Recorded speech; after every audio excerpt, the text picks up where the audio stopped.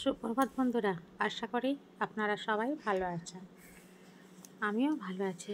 আজ চলে এসেছি পুঁই পাতার বড়া বানানোর জন্য। মসুর ডাল দিয়ে, পেঁয়াজ দিয়ে, পুঁই পাতা দিয়ে বড়া। তো মসুর ডালটা আমি 2-3 ঘন্টা আগে ফুলে রেখেছিলাম। মসুর ডালটা নিয়ে নিচ্ছি। এদিকে পেঁয়াজ, রসুন, কাঁচা লঙ্কা সবগুলোকে কেটেছি।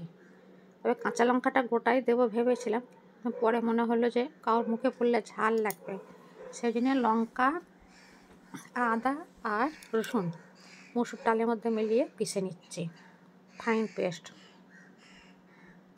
এদিকে পুঁই পাতাগুলোকে আমি কুচিয়ে নিয়েছি। এমনি করে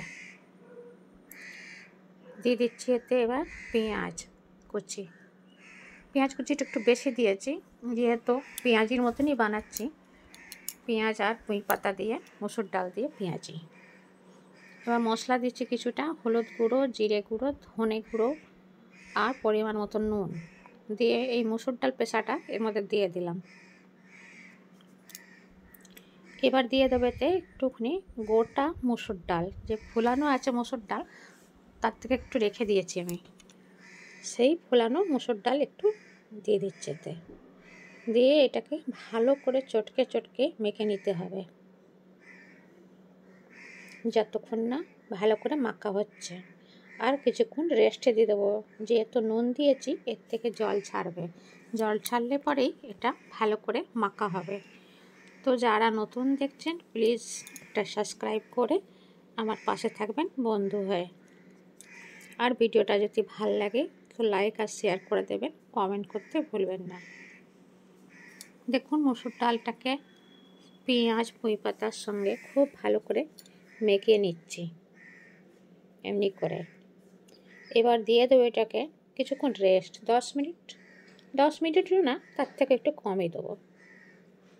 10 মিনিট দিলে আর বেশি জল বেরিয়ে যাবে এর থেকে।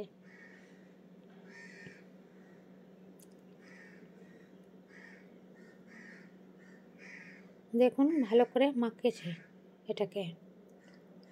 এবার এটাকে দেব রেস্টে।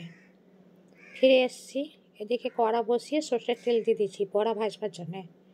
দেখুন জল বেরিয়েছে কতটা, আর এটাও নরম হয়ে গেছে।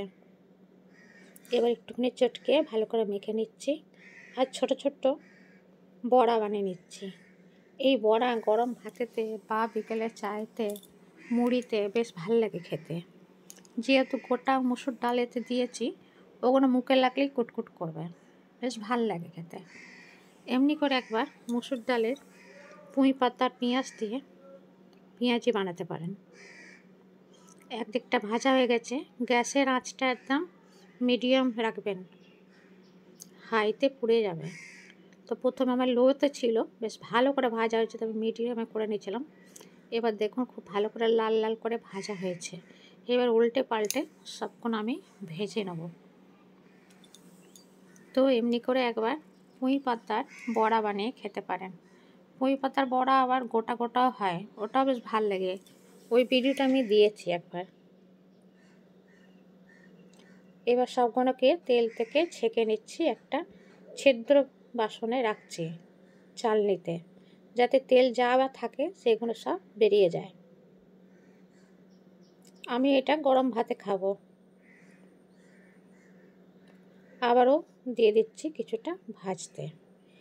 এমনি করে আমি সব বড়াগুলো ভেজে নিচ্ছি।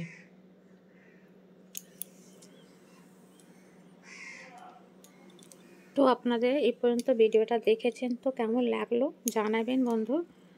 আশা করি ভালো লেগেছে। ভালো লাগলে পরে একটা লাইক আর শেয়ার করে দেবেন, কমেন্ট করতে ভুলবেন না। আবারও দেখা হবে নতুন একটা রান্না নিয়ে।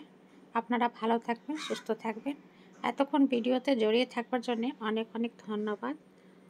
আবারও দেখা হবে। নমস্কার।